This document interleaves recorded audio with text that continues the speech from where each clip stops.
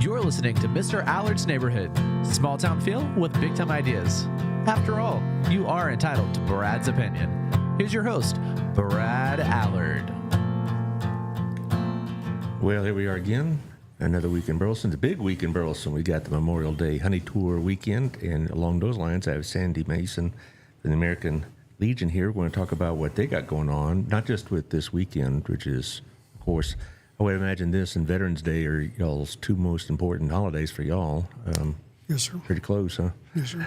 And, but we're going to talk about what y'all got planned for this weekend. And also, you've got some information that the veterans can use. Yes, sir. You know, it's, you'd think with all the social media out there, everybody would know everything they need to know. But I can tell you that's just not true. Just, particularly our generation. I don't know how hooked on social media we are.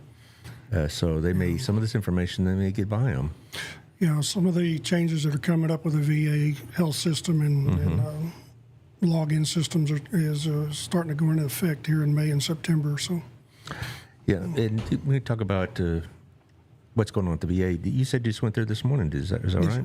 Oh yeah. Just dropping off some information to get to a doctor, and then it's an event every time you go up there.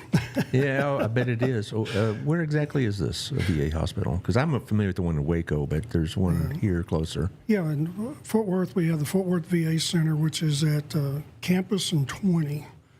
If you were going to exit there at Campus Drive on 820 South and continue on the West Service Road, the north side of it, you'll come to the complex and pull into the front area, and the registration and information desk is in. You walk in, so they can help you get where you need to be.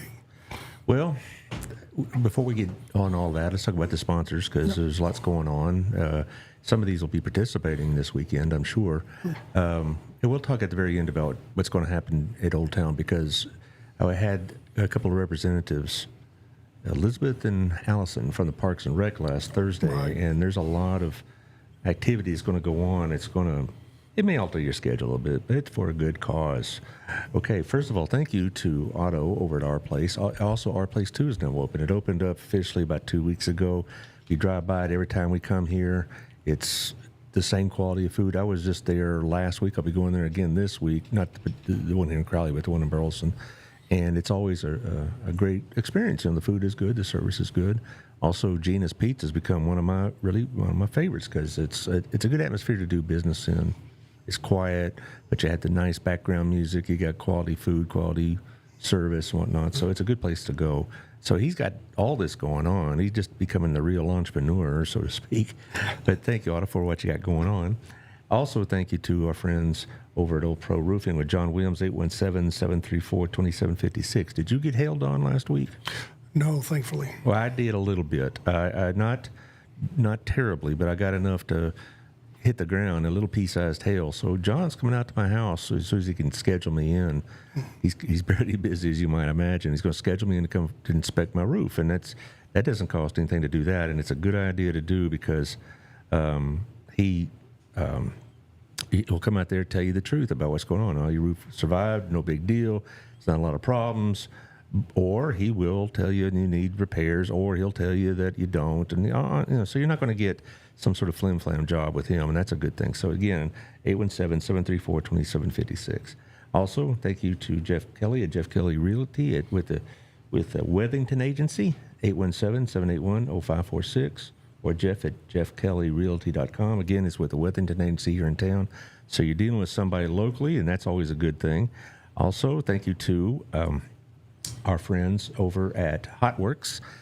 Michelle will help you achieve whatever goals you have. Summer's here. A lot of people say, okay, I'm going to look good for the beach or whatever, the swimming pool or whatever else. And so we got all that to be taken care of at HotWorks. There's 11 different workouts. And if you don't know which workout is good for you, they do. They'll tell you what you need to have done. So it's a very good thing to have taken care of. So anyway, give Michelle a holler over at HotWorks. It's on John Jones over by the Burleson Commons. Also, thank you to our friend Tiffany Janney, Local Life Magazine. See, what today is the day? Today is the 20th. Yes, is correct. So you'll be probably getting a new magazine probably end of next week. And it goes to 30,000 homes. It has a digital format, local livetx.com. So you can check that out. Like if you don't have access to one of the printed copies, or you're at someplace else, and and you want to look it up on your phone, there you go. And so it's really a great way of advertising. Gets to, like I said, a lot of homes. Yesterday I was getting my car inspected, and I'm sitting there in the waiting room, and there were several copies of Local Life. So there you go. Also, Burleson Buzz, back to the reporting. We have last night, actually, I'm getting my dates mixed up. Last night at a city council meeting, so hopefully we'll get a report from Cody O'Brien pretty soon. I don't know if there was anything controversial going on last night, but this also is Public Service Week, Public Servants Week, to take a moment to say thanks to all the people that serve in elected and appointed positions. It's a thankless job, and so give our city council people some positive waves, so to speak, because it's a tough job. I don't know if I'd want it, but somebody's got to do it, right? Yeah. All right, but thank you, Cody. Also, thank you to our friend Al Warner over at Bass Printing over here in the hub. The Bass Printing will take care of all your promotional needs: T-shirts, hats, cups, pins, notepads, banners, table coverings, you name it. He could do it all. So talk to Al. Call him at 817-616-8761 or at Alrick, that's ALRICK, at bassprinting.com.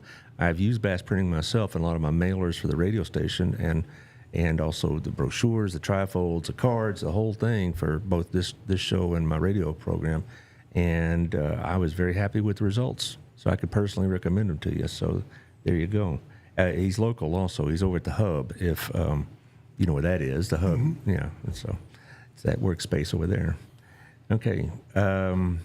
Where should we start off first? I'll let you call the shots. You want to talk about what's going on for Memorial Day weekend? Sure. Okay.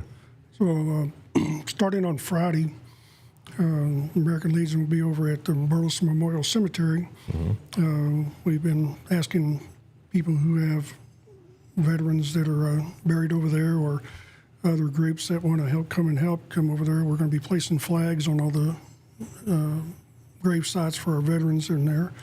That'll start on Friday at 8 a.m., and those flags will stay up until the Friday after, or we're probably going to do it on Saturday the 5th this year. 5th of July is when they'll come down, so they stay up for a month. And then we'll go in, if there's a storm or, a couple of times during that period, and check on them to see if any of them need to be stood up or repaired. Mm-hmm.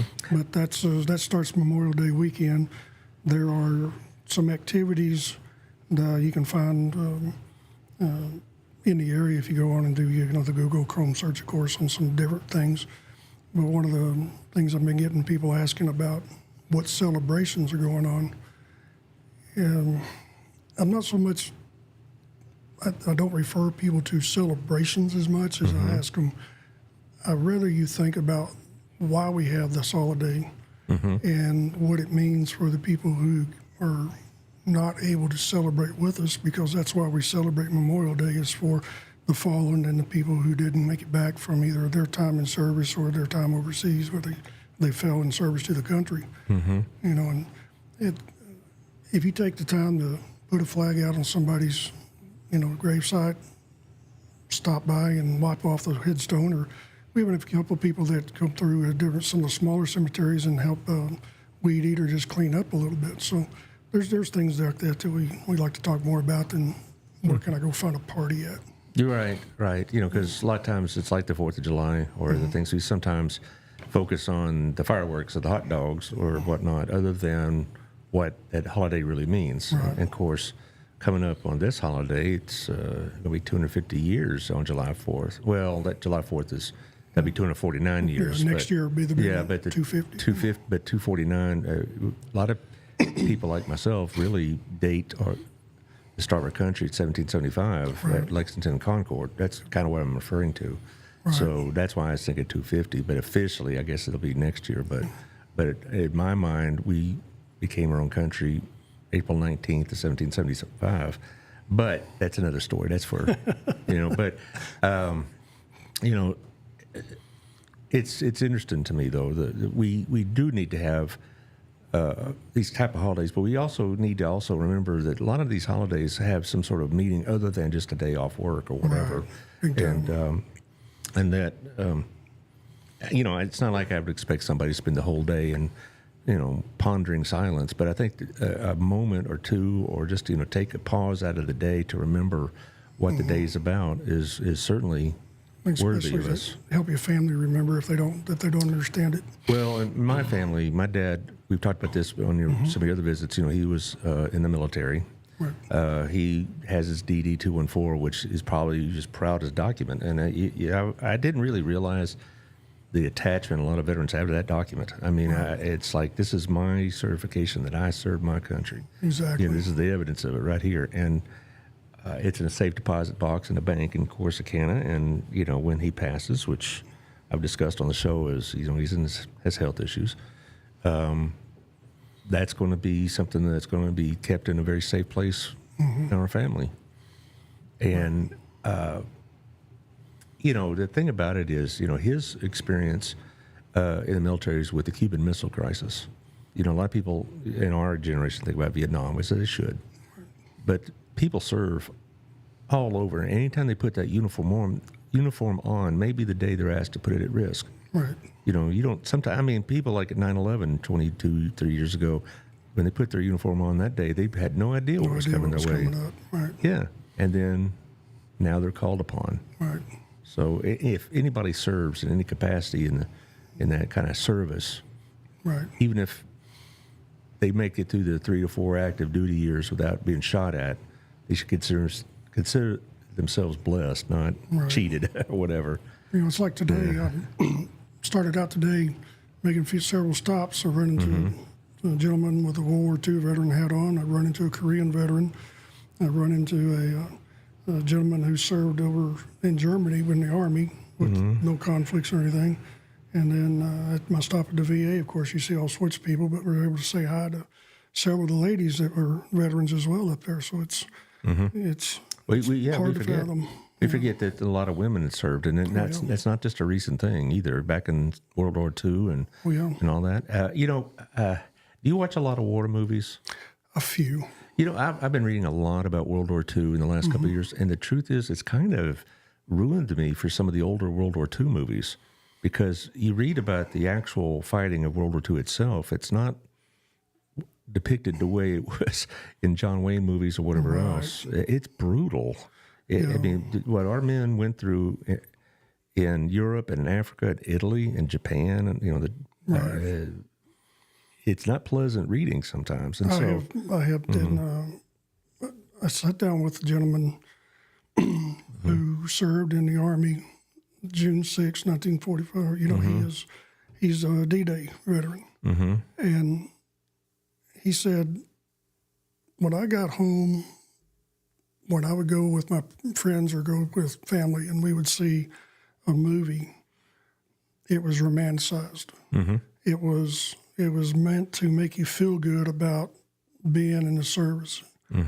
He said, watching Saving Private Ryan, I was going to mention that one. Was more in depth and more realistic than anything he's seen as far as a movie. You're right. And that's pretty harsh when you think about the realities of it. Well, I had a friend that he's buried over at that DFW cemetery, in fact, who served in Vietnam, and he broke down and cried when he saw that opening scene in Saving Private Ryan, because that's what his father had experienced, not some of the more glamorous stuff, with the Hollywood stars and whatever else. So he also resented greatly. He was in the bush, so to speak, in Vietnam, and he resented some of those Vietnam movies that either were overly patriotic or overly cynical. Some of these movies, Oliver Stone's movie and whatever, and it made it sound like there were a bunch of, psychopaths running around over there. And it really, so he didn't like either side of that spectrum. Right. And so. Apocalypse Now. It's entertaining, but it's not, it's not realistic. I have a friend from the Navy that he was a Vietnam veteran, and he was a riverboat member, and he decided we would go watch that movie while we were in Norfolk together, and the night did not go well afterwards. Mm-hmm. So, and to this day, he still, and other service members suffer with, issues of their time in service, combat related or not. And firemen and police officers, they have the same issues at times with PTSD and their job, what it can do, the strains on them and their family. But certain triggers, when it comes to things like that, it's hard to watch the emotions that people have after certain engagements. So. Right. And I don't think we recognized it till really much later after Vietnam. Right. But we didn't recognize it at all after World War II. No, you were or shell-shocked Korea. or whatever. Yeah.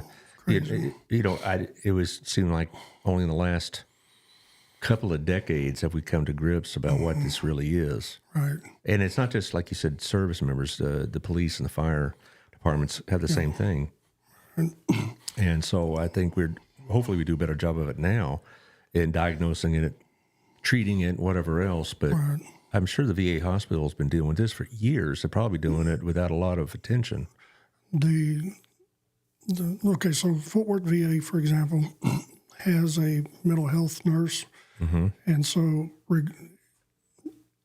I don't have a PTSD diagnosis. I don't have to do a mental health form and stuff anymore. But once a year, you will ask, certain questions, and then every, I think, 3 years now, they'll want you to stop and see a VA nurse that does healthcare, mental health, and what they're trying to do is just make sure you're not having tendencies that go maybe a little off what we consider norm or changes in your mental capacities that they're looking at for all of our veterans now as they age. So.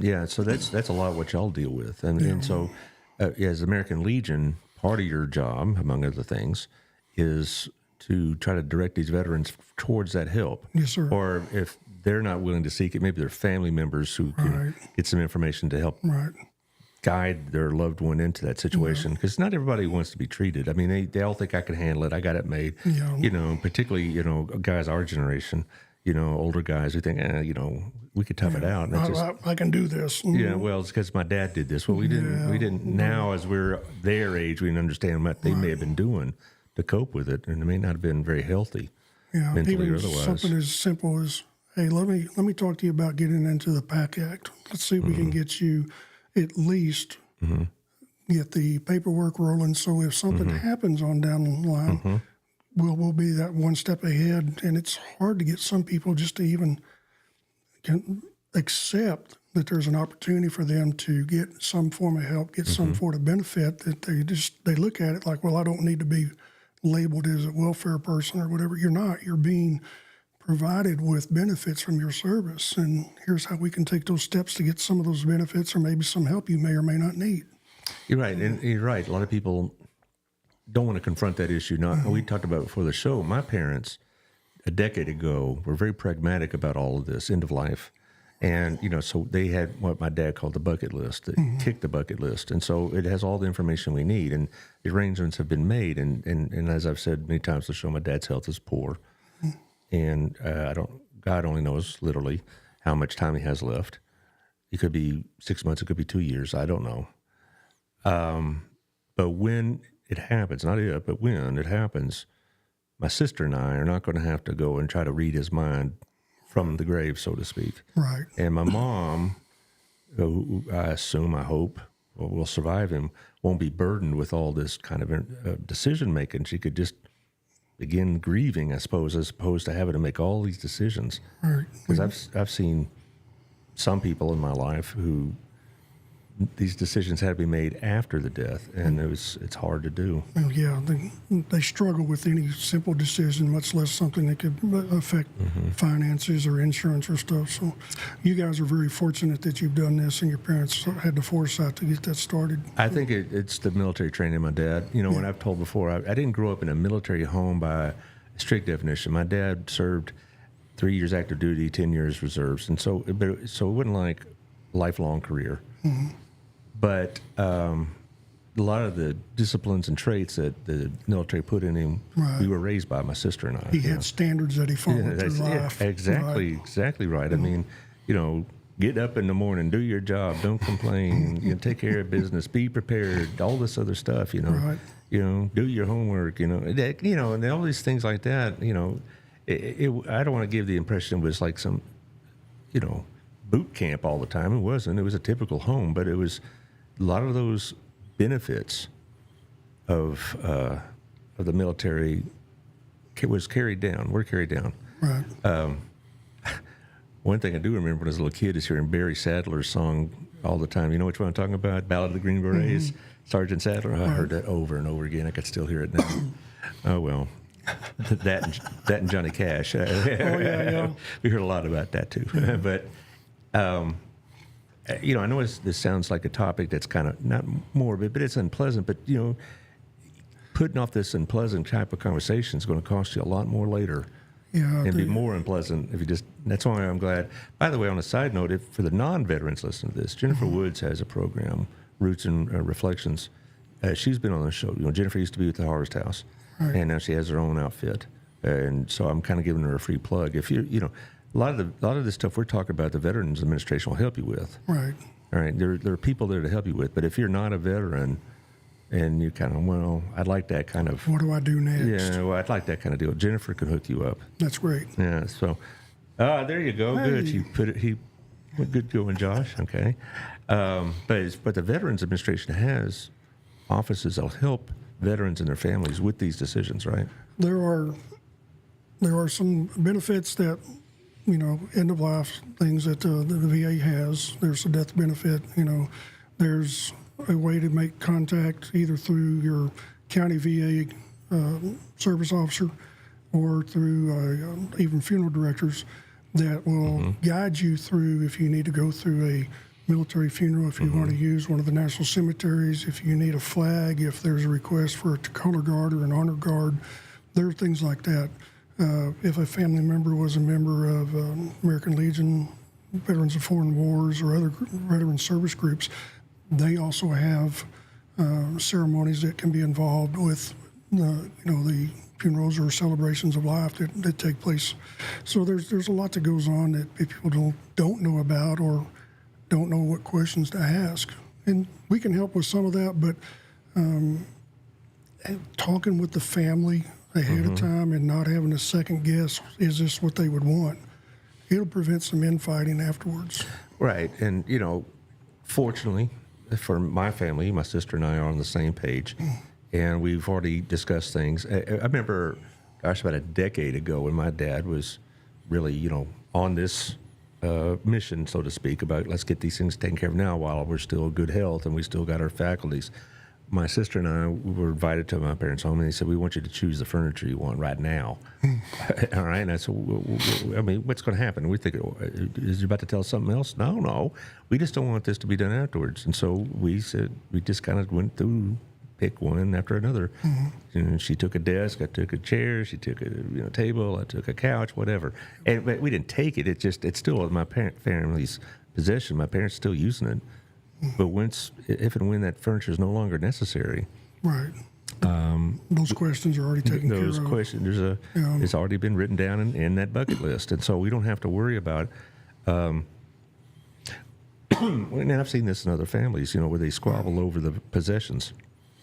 And possessions are part of it. The other part, I'll give you an example. My girlfriend, when her mother passed away many years ago, and father continued to live, and she was her caregiver and helped take care of him, and just really take care of so much. Well, after her father passed away a couple of years ago, she's still dealing with an attorney, still dealing with probate issues, still dealing with banks, still dealing with insurance settlements. They knew some of it, but there were things they didn't know. And as they keep doing discoveries, it gets mind-numbing, and there's times when she and I just look at each other, and she's like, I don't know what to do next. Right. And, thankfully she has a very understanding attorney and very reasonable, but other people don't have that option, and it can be just, it makes some people just dig into a shell. Well, I'm going to give another plug to a B&I friend of mine, Jack Matson, who is a Marine veteran. I know Jack. You know Jack? Well, okay, good. And he's with Legal Shield, and I got that. And so, so a lot of people say, well, I don't even know who to call. Well, if you had Legal Shield, you could make that call and they could set you on your path. And and that, so I can recommend Jack to and his service to y'all, anybody out there. If a lot of people say, I don't know an attorney, or they're so expensive, whatever else. That's why you get a whole Legal Shield and they'll Legal set you on. Shield, legal aids can help just as well, right? Yeah, so it's not, you don't have to have connections to a high dollar attorney and whatnot. Right. But I really do think it's important that these things are taken care of, because right now, I can concentrate, my mom can concentrate, my sister can concentrate on my dad, not what's going to happen afterwards. Yeah. And that's very helpful. It is. Now, you sent us some other material, though, so you just want to run through some of the slides Sure. and stuff you So sent us? let's go. We've got a couple other quick dates after Memorial Day. June the 14th is Flag Day. American Legion annually has a flag retirement ceremony, and we'll be doing that again this year. That'll start about 7 p.m. People that may have flags can drop off at the two repository boxes, the one at Veterans Plaza or the one in front of the sub courthouse across from the high school.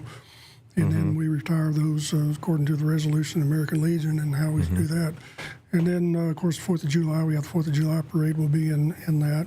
And Pastor Bob Parker is our guest this year to ride with us from the Boulevard Baptist Church. Is So, that right? Well, I did that last year, and that was a great honor, and I'll be there to wave you at you There at you least. go. We'll wave back, yeah. I'll find this time I'm going to find a shady place, because it was hot last July. But no, I really appreciate that. And I took my dad's picture because Yes, you did. That was fun. it was a good way to honor him, and I told him about it, and he was really excited to hear about it. But he has dementia, so it was a short-term thing. But That's one of the things every year we try to find somebody in the community to invite to ride with us. And they don't have to be a veteran. They could just be somebody who either a family veteran or does something in the community that supports our veterans. And, of course, you put awareness out there for us. And then Bob and his church have been phenomenal with supporting not only us but the veterans in the community. So it's well worth recognizing them. Well, that's very appropriate. I'm glad you did. I was going to ask you, actually, who is going to be your guest, because I know you like to move that honor around a bit. And so you already answered that, so good. Also, I do know on Veterans Day, of course, you have a ceremony over by that little Veterans Memorial over at the B&G Plaza. Right. The city of Burleson does a annual Veterans Day celebration, and they try to get all the veterans groups and area veterans to come and celebrate. The guest speaker, they'll select. But we, as an American Legion or the other veterans groups, we also have opportunity to meet with people and tell them what we can help them with, and it's amazing. And also the Vietnam Veterans Celebration in the spring in March every year is the same thing. So Burleson is really a unique community when it comes to the veterans being brought in the forefront as much as they are, being recognized with the city.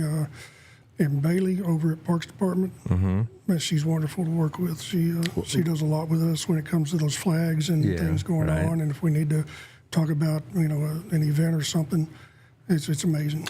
It's interesting because we think sometimes Burleson is, I don't know, can be crazy in their decision making, but we are very fortunate that we actually have. I think we have a fairly well run city. I mean, I think our city council and the mayor have done a really good job the last 2-3 years, and I think as a community we've really shown our best with the nonprofits and with these kind of groups here. So I have to remind people sometimes. I know you think Burleson may be a bit crazy, but let's go to another communities. There's other communities out there that'll define crazy for you.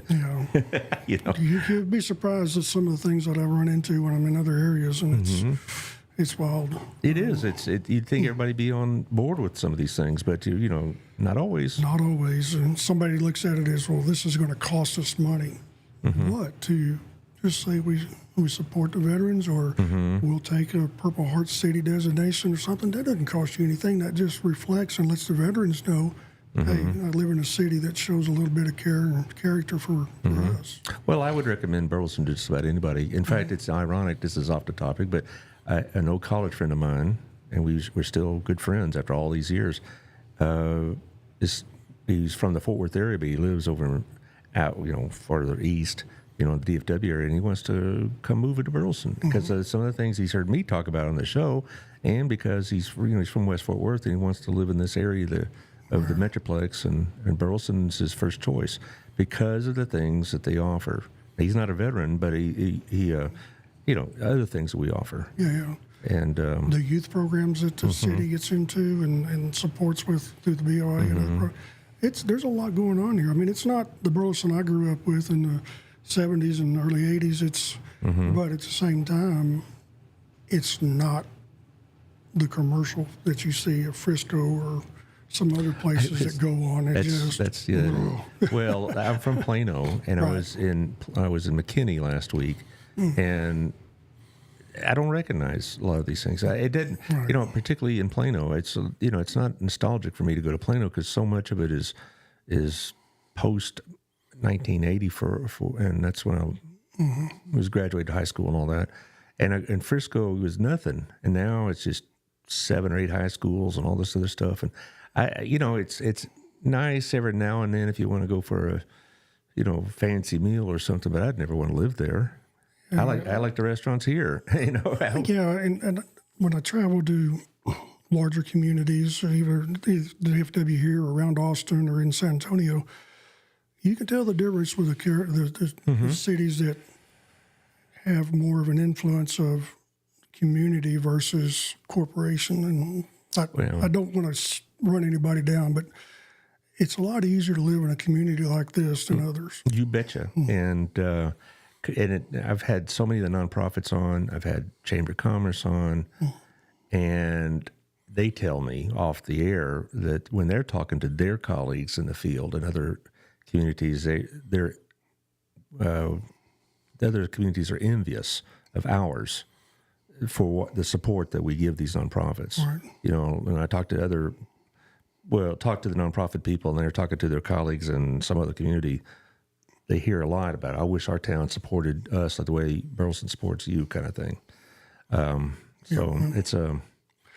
It's a good city to live in, and a lot of other benefits, and not only here but in just some of the other cities in Johnson County. So it's a good place. Well, I will also want to put a plug in for my friend Elizabeth Becker over to Crowley House. I hope she'll also say the same thing, that she gets a lot of community support. So I don't want to make it sound like it's all Burleson. I mean, there are other communities that are supportive, certainly, but it's hard going to just give her a shout out because I haven't talked to her in about a couple of months. So anyway, but what else did you bring us? Okay, I sent in a few slides for us or reviews here. So with some changes coming up in the Veterans Administration, that's going to be affecting all veterans who either have VA healthcare, VA benefits, or collecting a disability through the VA. Some things are changing that they all need to be made aware of. So the VA, Veterans Administration, is streamlining several of their features that they have online. So currently there's a couple of different ways for a veteran to access their account, if they have a veterans account. For Veterans Administration with healthcare, doctor's appointments, benefits, and stuff, we have what we call My Healthy Vet. That is going to be streamlined, and it says here, of course, March 5th, 2025, they'll remove the DS login option, and after September 30th, 2025, you'll have to use My Healthy Vet health portal. Heal the Vet. Is that what it's called? HELT. Okay, I was trying to say it's My Healthy Vet. Yeah, it was like, I thought, did they misspell healthy? No, it's Heal the Vet. Right. Yeah, it's kind of Heal the Vet or Healthy Vet. Right, okay. When I talk to other people, that's more common of Healthy Vet is what they're hearing about it. But this portal is how you're going to be notified of appointments, notified of prescription refills, and then depending on your disability rating, what you can access through it. There is a premium account or a standard account, and there's no, once you reach certain disability limits, there's other options available to the veterans as well. I think the next one here had, So if you're a veteran that has been doing mail-in or doing in-person visits with the VA, you're going to have to get online to get some help, and we'll help you with that, or other, the local veterans, people here in Burleson, Cleveland at the courthouses can do the same. But create a login for My Healthy Vet, and The two options are going to be with login.gov or ID.me, and you'll need some information to get on that. There is a way for you just to fill in the blank step by step, and you have to save it once in a while. Otherwise, you can, if you get called away or take a phone call or whatever, or just get frustrated, save it, come in, you can pick it back up and go from there. Do you find a lot of the vets having trouble with, all this technology, online stuff? Because I don't consider myself, completely without understanding of it, but it's still complex. The veterans who have either school-age children or work back around the computer, they do very well with it. Right. Ones who either have children out of the home or no longer working, or just, the most complicated thing in their home is their TV remote. And right. Yeah, that can be a challenge for some of them. I really am technically challenged, though. I mean, I know a little bit about it now, because of Taylor and Josh, to their amusement, like to teach me about this stuff. Love you, Brad. Yeah, I know. Okay. But as far as, I think there has to be somebody in their life to maybe help them navigate through this, because and there's a chat feature that you can get in, but if you understand how to click from one segment to the other and just fill in, remember anything that you put in there is going to be your permanent record when you go in. So we caution people, if you put your name in, the name that's either on your Veterans ID card or on your driver's license, don't put a nickname in there. If you're a junior, third, fourth, include that. I would probably advise somebody my age to get somebody to help them navigate through this that is a bit more experienced with technology, unless, like you said, they work with this all the time. But I just think of my parents, and every time there's a little computer thing, they call my brother-in-law, because, they don't want to mess with it. Yeah, I've got a cousin that he's, 83 or 82 right now, and he calls his daughter up. Hey, I need to do, and she just goes right through it I've for called him. my son or daughter up, and they're like, Dad, you click this button, and they're, that was it. Let's see, I think we need a couple more here for you. All right. Verify your identity via a video or a premium account. So if you have a opportunity to use online medication and refills, also talking to your practitioner is a lot easier to do now than it has been. So you can actually conduct a online health screening and stuff now. Government issued photos, they're entered through your veteran health identification card or your driver's license. There's some changes that came into how we anybody, doesn't have to be a veteran, when you renew your your driver's license, they'll ask for a birth certificate, they'll ask for a social security card, they'll ask for things, and it's going to be part of the new federal directives under Real ID, which we can get into in a minute. But your ID, your primary information, if it does not match your medical records, you're going to have to go through either doing secondary IDs or reforming or have another issue, other people come in. So World War II and Korean veterans still have a reference for a service number. And then post-Vietnam, a lot of them, it's their social security number. So now you go to the VA or you go to a clinic and they say, what's your last name, last four? So you have to know, but anybody who is a veteran is going to know that. So let's see, a couple things other real quick for you were, okay, we talked about Real ID. Of course, there's some free things that you get, as your driver's license having your veteran's designation on it. You can get that you're a disabled veteran, what service you're in. You can't get your rating on there now. They won't let you do that, and there's a reason for it. But for somebody who's want to travel, get on an airplane here in DFW and fly to New York or whatever, that Real ID takes care of all the assets. Same thing if you flew to the U.S. Virgin Islands, so you won't have to have a passport to do that. The other part down at the bottom, beginning on May 7, 2025, Real ID or passports needed to board a domestic flight, access certain facilities, including military installations, federal courthouses, and federal prisons. That's getting to be a thing where people who go to renew my driver's license, they show up there and they're asked for 3 or 4 different documents. Right. They didn't take time to learn what those are. Now that appointment they waited 6 weeks for, they got to make another appointment, and it's if you're going to be redoing your driver's license or you need to redo a passport or something, ask questions ahead of time. There's ways to get that information real easily, and go down to the vital statistics at the sub-courthouse or the courthouse and make sure you have a current birth certificate that you can get a copy of, because you're going to need that. This real ID is on your driver's license designated by that gold star in the right Yes, sir. corner. See, I didn't know that actually, Right. because I first heard about real ID and I thought, am I going to have to go get another one? I looked online and said, no, we have a gold star on your Texas driver's license. So really, a large majority of Texans already have theirs. Right. Probably. We've been through it, but Yeah. there were some changes in the last 18 months, I think, that the requirements are a little more stringent now for getting this done, so we standardize it. And kind of off topic, I was at get my driver's license renewed last April, and they were doing state IDs there. The number of people getting a driver's license versus getting a state ID was like 6 to 1. And everybody that was in there had, You mean majority for driver's license, or they were getting IDs. state IDs? Okay. And they had a form with them, CBP 1 form. So these people were migrating in and needing a state ID and had this form either on their phone or a copy of it from Customs and Border Patrol to say, I'm getting a state ID.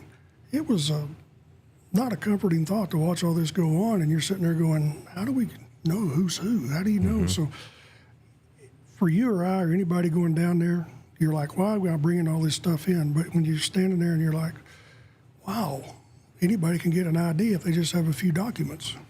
Well, It's concerning, me as a veteran, me as someone who looks at what goes on around my neighborhood, around my community. I'm concerned about who's moving in at times, yeah. But that's off the subject while I'm here today. I did wonder originally what the real ID, what the purpose was, but I assumed it had a lot to do with what's going on at the borders. And Some of it, but it's a standardization so that, I got into I had a job that said, go up to Chattanooga, take this class. When you leave Chattanooga, you're going to go to Atlanta for a couple of days and then come back home. When they booked my airline tickets, no big deal. They put my nickname on there, Sandy. So I go through Atlanta won't let me get on an airplane to come back to DFW because my ID says Sanford, not Sandy, and they were like, oh, now I got to pay $125 to get a name change on an airline ticket? I've heard that story too. Come on. Yeah. So this will standardize all that. You just, here, I'm done. So, okay, let's go next year. All right. By the way, people that are listening to the show, where can they access what we're looking at? Oh, you can type in, of course, Real ID through Google Chrome, Yahoo, any of those, and it'll bring up. But Texas Department of Public Safety has everything you need and the forms that are there and what is allowed or not allowed for you to bring in. So that will have everything you need. And plus, if anybody has a license to carry, this will be one of those things that will carry over. So your LTC and your driver's license, state ID are all now official Real ID types of identification for somebody. Okay. Fee exemptions for disabled veterans, okay?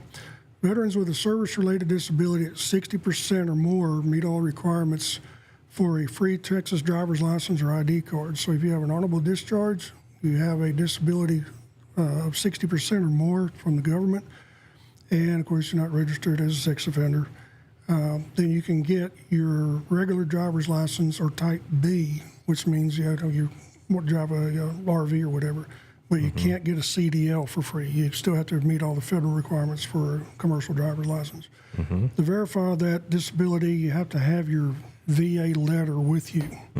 So it's simple, just go under your account, go under benefits and letters, and it'll be right there, and it'll come up in a format that you can print that off, or you can screenshot it as a copy, and then take that in when you're ready.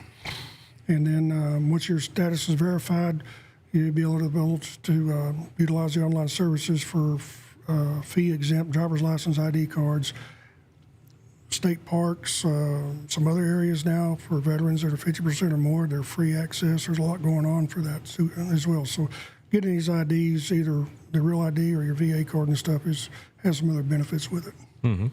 And then I think we had, I thought I saw one about Texas Parks and Wildlife has. Oh, there it is. Mm-hmm. So veterans with a disability rating of 50% or more are receiving compensation for that. And again, it's got to be proof through the VA. You can receive your super combo, they call it, hunting and fishing license for free. So regardless of age. So he's just 50% or more disability rating. So that's an opportunity as well. And then if you going somewhere that you want to stop into the state park or something, whatever, you drive in, take your family in for a day or whatever, you can get your fees waived going in and stuff as well. So there's some things that come up with that. I know y'all do stuff with youth involved in hunting and fishing. Yes, sir. Right? Okay, well, is that still going on? Oh, yeah. I figured it would, but summertime's coming, right? And, yeah, we slowed down a little bit, but training classes, we do quite a few training classes now for Parks and Wildlife and Texas Wildlife Association that are going to be hunter's education. We're doing a couple of firearm safety classes, and then we'll also have a couple of programs that are coming up with bow and archery. And so we, myself and Miranda and Bill, Bill's with the American Legion, and Miranda, stepdaughter or whatever. We're all bow instructors now, so we're gearing up to do several classes for that for people in the area. So that's kind of a unique opportunity that we haven't been able to do here in this area for a while. And a couple other things going on. Junior ROTC here in Burleson. They just did their awards ceremony in April, and a young man named Wesley Smirk is going to Boys State this year, and he's sponsored by the American Legion. So Wesley is a wonderful young man to be around, and he is excited, and he's working towards a service academy appointment. So this is one of those things. American Legion here in Burleson, if people want to apply for that Boy State or Girl State program, we'll pay the tuition and get that set up for those young men and young women who want to go. They just have to come meet with us and be interviewed and go through a few steps that we have on the American Legion website.